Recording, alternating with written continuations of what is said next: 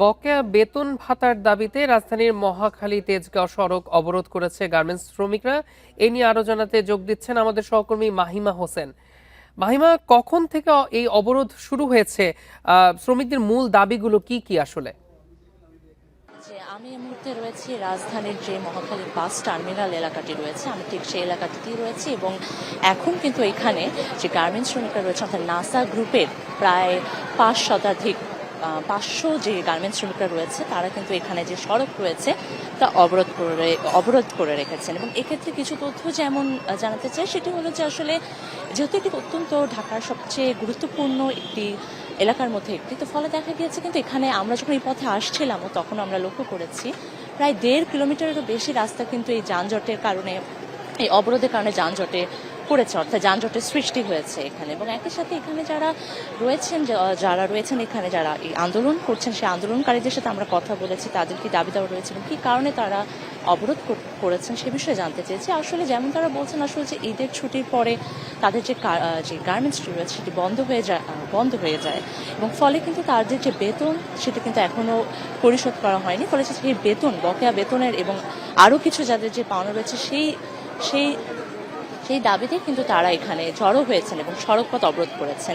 একটু বিষয় জানিয়ে রাখি, এর আগে কিন্তু ৪ জুনও, অর্থাৎ ৪ জুন এই ৪ জুনও কিন্তু তারা এরকম একটা আন্দোলন করেছিল। সে সময় কিন্তু তাদেরকে আশ্বাস দেওয়া হয়েছিল যে খুব শীঘ্রই হয়তো এর কোনো একটা সমাধান হবে। যেহেতু সে সময়ে একটা নির্দিষ্ট সময়ের মধ্যে সমাধান না হয়, তারা কিন্তু আবার সে আন্দোলন শুরু করেছেন। এবং এক্ষেত্রে যেমন বলছিলাম, তাদের দাবি আসলে যেহেতু এই একটি গার্মেন্টসের সাথে প্রায় ৫০০ মানুষের কর্মসংস্থান জড়িত রয়েছে, ফলে তারা কিন্তু এখন এই বিষয়েও তাদের ক্ষোভ রয়েছে এবং একই সাথে যে তারা মে মাসের যে বেতনটি রয়েছে সেটাও তারা পাননি। তো এই সব মিলিয়ে কিন্তু তারা মূলত এই যে নাসা গ্রুপের যে সহযোগী প্রতিষ্ঠানগুলো রয়েছে সেখানে ৩টি কারখানার যারা শ্রমিক রয়েছেন তারা কিন্তু এই আন্দোলনে রয়েছেন। আপনাদের যদি আমি একটু দেখাই, এখানে কিন্তু এখনো তারা জড়ো হয়ে রয়েছেন, তাদের বিভিন্ন সময় তারা স্লোগান দিচ্ছেন। এবং এখন পর্যন্ত যদি বলি যে এখানে যে তীব্র যে যানজটের যে সৃষ্টি হয়েছে, এটা কিন্তু গুলশান ট্রাফিক বিভাগের যে গুলশান মহাখালী যে লিংক রোডটি রয়েছে সেখানে কিন্তু সবচেয়ে বেশি যে তীব্রতর রাস্তায়, অর্থাৎ এই পুরো রাস্তায় কিন্তু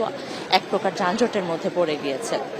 এবং এখন পর্যন্ত যদি বলি যে আইনশৃঙ্খলা বাহিনীকেও আমরা এখানে থাকতে দেখেছি, তারা এখানে রয়েছেন, তারা চেষ্টা করছেন যে কোনোভাবে এই যে অবরোধটি রয়েছে সেই অবরোধটি যাতে তারা উঠিয়ে নেন, তাদের সাথে কথা বলার চেষ্টা করছেন।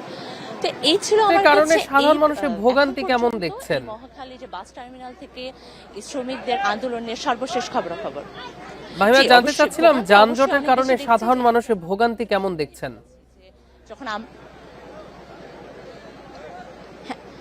জি আমি সে বিষয়ে বলছি। আসলে আমরাও যখন এখানে আসছিলাম তখন আমরা দেখেছি, আমি তো শুরুতেই বলেছি প্রায় ১.৫ কিলোমিটারের মতন রাস্তা পুরোপুরি যেটা রয়েছে বন্ধ হয়ে গিয়েছে এবং আউটগোয়িং এবং ইনগোয়িং, অর্থাৎ দুই সাইডেই যে রয়েছে, অর্থাৎ যে দুই সাইডে যে রাস্তা রয়েছে দুই সাইডে কিন্তু আমরা দেখছি যে কোনো গাড়ি চলাচল করতে পারছে না। এবং এটি কিন্তু ঢাকার একটি অত্যন্ত গুরুত্বপূর্ণ সড়ক, যেহেতু এটি মহাখালী বাস টার্মিনাল এলাকা। এখানে সবসময় অনেক বেশি যাত্রীরাও থাকেন, এখানে বাস টার্মিনাল রয়েছে। তো আসলে যদি বলি সব দিক থেকে কিন্তু যে সাধারণ মানুষ রয়েছে তাদেরও কিন্তু অনেক ভোগান্তি হচ্ছে।